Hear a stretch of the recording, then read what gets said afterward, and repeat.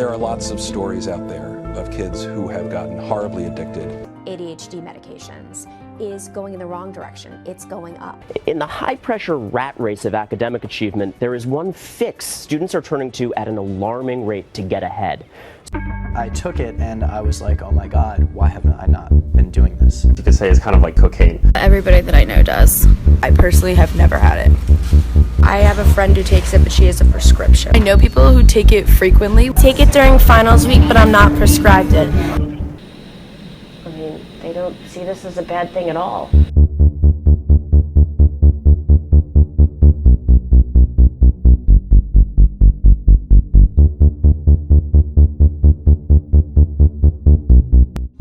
College students have been abusing stimulants for decades, but what's new, experts say, is just how many students. And I realized in conversations with students that they would tell me. They would just be like, yeah, Dr. Young, I'm gonna go pop some Adderall and finish your paper.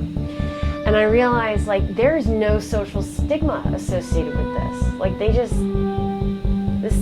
they're talking so freely about it. And that got me fascinated by it. This is a problem that's getting worse and worse because we're ignoring it, because people feel like it's no big deal. People take Adderall all the time that aren't prescribed it.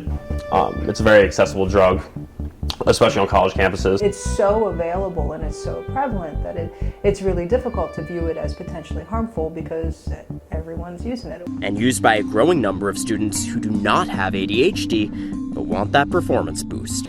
We found that 19% of students without a valid prescription reported using Adderall as a study aid between 1 and 4 times.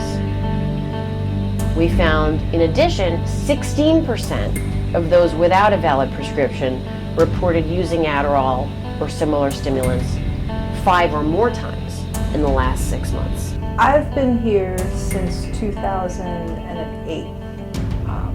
2008, 2009. And over those 8 years, I've definitely seen an increase in the number of students who are using Adderall or using other ADHD medications, both prescribed and not prescribed. Maybe someone does have a valid prescription, and then you're borrowing from a friend. If people ever ask for Adderall, and yeah, that kind of happens. I mean, it happens to pretty much everybody I know who has a prescription, and it is kind of annoying, but I mean, what do you do?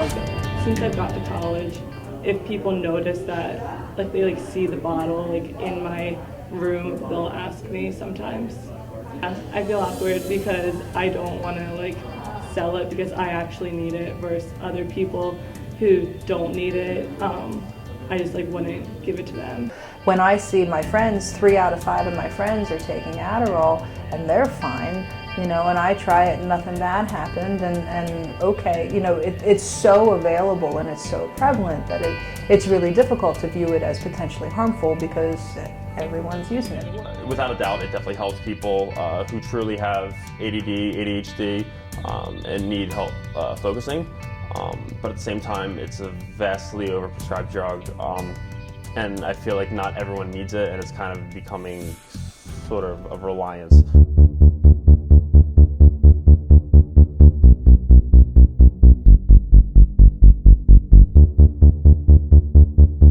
That there are family doctors, who, if you describe your attention deficit to them, will say, hey, try this and see if it helps, and off they go, whether it's a legitimate diagnosis or not.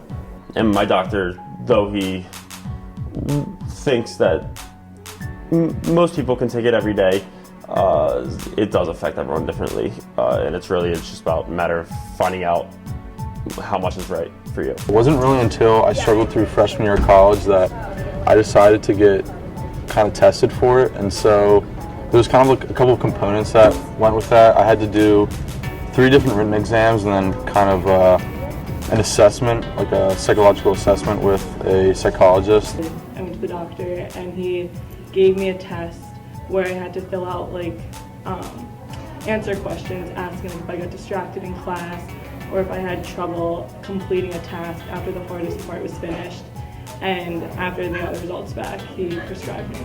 I tried to originally take Adderall every day, but I kind of felt like it started to make me not want to eat. It started to feel like it was affecting me in other parts of my life. So I kind of feel like it's just effective to take Adderall when I really feel like I need to get a lot of work done or be productive for the day.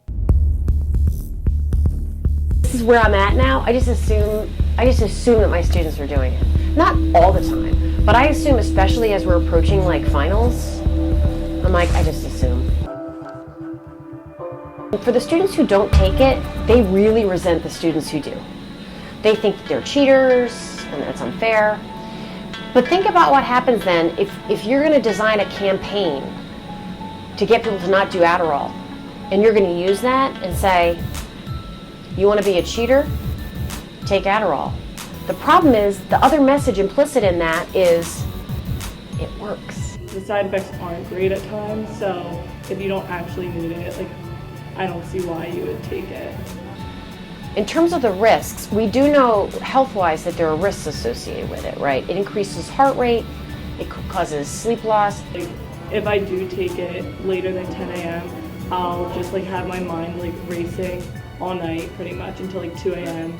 And over time, because of the nature of the stimulant, it actually it has addictive properties. I don't believe that Adderall is a highly addictive drug, but certainly people can and do get addicted to it. When I stop taking, if I'm not able to get any more because I don't have my own prescription, then my body's going to go through withdrawal, and that's going to look like, anxiety attacks and trouble sleeping and mood disturbances. And there's going to be the increased risk in terms of addiction and dependency. I would say that I can tell when I'm off it more than when I'm on it.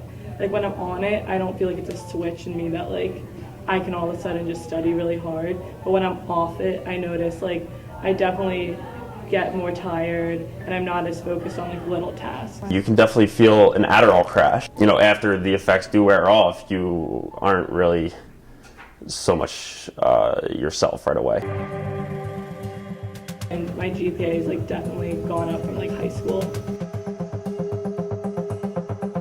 It does what I expect it to do, and it does it every time, and so that self-reinforcing nature of it is going to promote doing it again. Students who take stimulants like Adderall without a prescription have worse grades on average than the average student. They perform less reliably than the average student. And so the notion that somehow this drug is going to make you into like an academic rock star just is inconsistent with the reality of the data. I wouldn't say it's healthy academically. I sometimes use it to help study for academic purposes, but my grades have not changed at all since then. They still have been on the same level. It's a stimulant, so it makes you feel good. So there's this weird sort of emotional effect where you feel like you are a rock star. You're like, I'm rocking this paper, it is amazing. But is it amazing? For a lot of people, it works, right? And so I take this stimulant, I take this amphetamine, I'm able to stay up all night, I study for my exam, I do well enough. I think also the more I take it and the more I study on it, the harder it becomes to not study with it. Students feel that they can't study or they can't take a test without it because they feel like that's the thing that helps them get their head. It's like, are you actually getting smarter? Probably not. With ADHD, my thought, if it's not making the jump from synapse to synapse, my attention goes over here, my attention goes over there, and I don't stay on my continuous thought. And it's kind of whatever is in front of them gets the attention.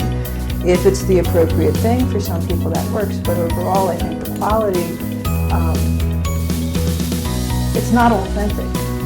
It's them on amphetamine. I don't think we should ever be denying people medications that truly need it just because some students claim it's unfair.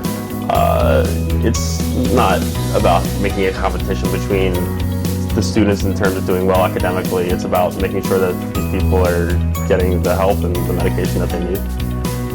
If I don't have ADHD and I don't have those larger gaps, then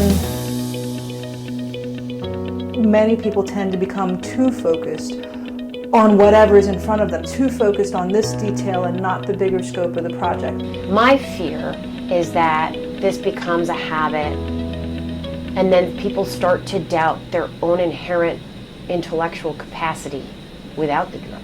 There are other ways to focus your brain outside of this sort of chemical stimulant, and I think we need to rediscover those ways. All right.